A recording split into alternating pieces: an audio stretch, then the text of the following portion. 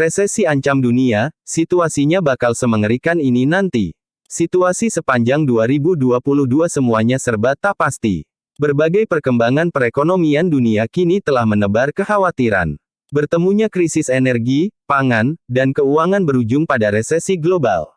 Menteri Keuangan Sri Mulyani Indrawati beberapa waktu lalu menyebut 3 triple horror yang dihadapi dunia saat ini. Mulai dari risiko inflasi, suku bunga tinggi, hingga risiko perlambatan ekonomi. Salah satu dari ketiga hal yang ditakutkan Sri Mulyani mungkin semakin terlihat nyata, yakni risiko kenaikan inflasi.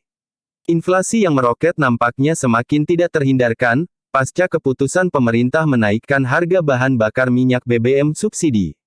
Presiden Joko Widodo, Jokowi, mengakui keputusan pemerintah mengerek harga BBM akan mendorong laju inflasi. Berdasarkan kalkulasi pemerintah, inflasi nasional akan merangkak hingga 1,8% dari kenaikan harga BBM. Hitungan dari Menteri kemarin, akan naik ke 1,8%, kata Jokowi, seperti dikutip Rabu tanggal 28 September tahun 2022.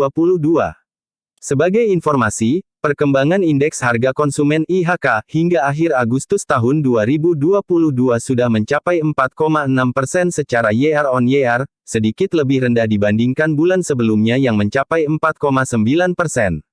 Jokowi sendiri menegaskan tidak akan tinggal diam dengan risiko kenaikan inflasi. Pemerintah telah memutuskan untuk memberikan bantuan sosial bansos berupa bantuan langsung tunai (BLT) BBM sebagai kompensasi atas kenaikan harga BBM.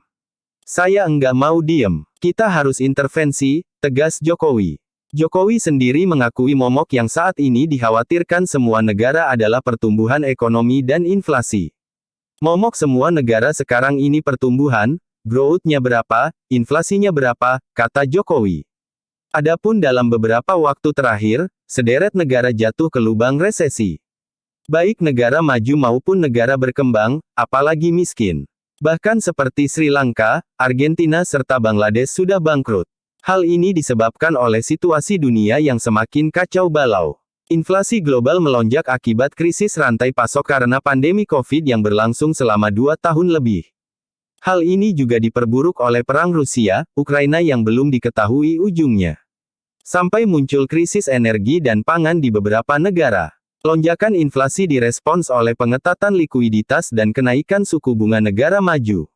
Situasi tersebut menyebabkan volatilitas pasar keuangan global, capital outflow, pelemahan nilai tukar dan lonjakan biaya utang cost of fund.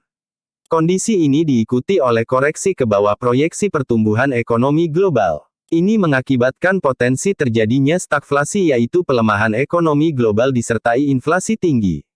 Indonesia sendiri, kata Jokowi masih akan tetap tumbuh. Inflasi memang ada sedikit kenaikan akibat kebijakan penyesuaian harga BBM.